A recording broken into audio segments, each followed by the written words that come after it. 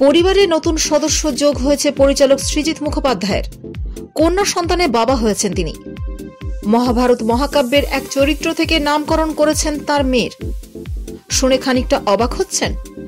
আসলে একটি পোস্ট করে তিনি জানিয়েছেন, বাড়িতে তোমায় স্বাগত উলুপি, আমাদের জীবন চিরকালের জন্য বদলে গেল।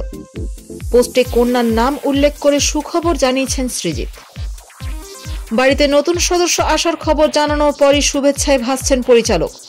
মেয়েকে নিয়ে ভীষণ ব্যস্ততা সৃজিতের।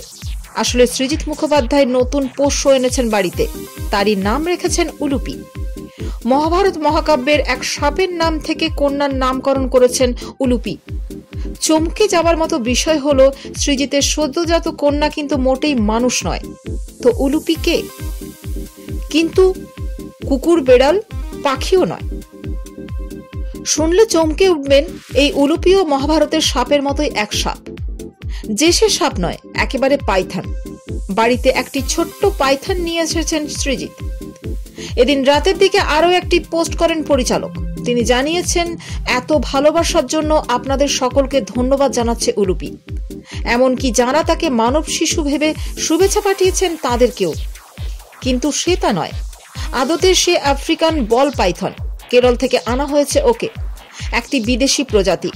সম্পূর্ণ আইনিভাবে সংগ্রহ করা হয়েছে এবং সমস্ত প্রয়োজনীয় নথিপত্র সহ রাখা হয়েছে।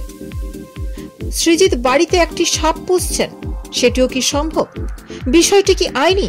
অনেকেই এমন নানা প্রশ্ন তুলেছেন। বাড়িতে সৃজিত যে প্রজাতির সাপ পুষছেন সেটির নাম বল পাইথন।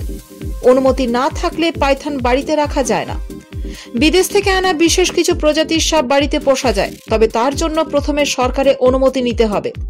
তারপরে যে রাজ্যে সাপটিকে আনা হচ্ছে সেখানকার বন দপ্তরে অনুমতি লাগবে। তার যত্ন, খাবার, চিকিৎসার বিষয়গুলিও খেয়াল রাখতে হবে। সেখানে কোনো খামতি থাকলেও বন দপ্তর ব্যবস্থা নিতে পারে। প্রসঙ্গত, ভারতে যে ধরনের সাপ পাওয়া যায় সেগুলোকে পোষ্য হিসেবে রাখা যায় না, তবে বিদেশে কেবল পাওয়া যায় এমন সাপ পোষ্য হিসেবে রাখা যেতে পারে। এদিকে বাড়িতে আগে থেকেই এক কচ্ছপকে পুষছেন সৃজিত। এবার তার পোষ্যের তালিকায় নতুন সংযোজন বল পাইথন। উল্লেখ্য, ওপার বাংলার অভিনেত্রী রাফিয়াত রশিদ মিথিলার সঙ্গে ভরা সংসার সৃজিতের। মিথিলার আগের পক্ষের বিয়ে থেকে রয়েছে এক কন্যা সন্তান। সেই কন্যাকে নিজের মেয়ের মতোই ভালোবাসেন সৃজিত। কাজের দিক থেকে সৃজিত মুখোপাধ্যায় পরিচালক অতি উত্তম আগামী 22শে মার্চ মুক্তি পাবে।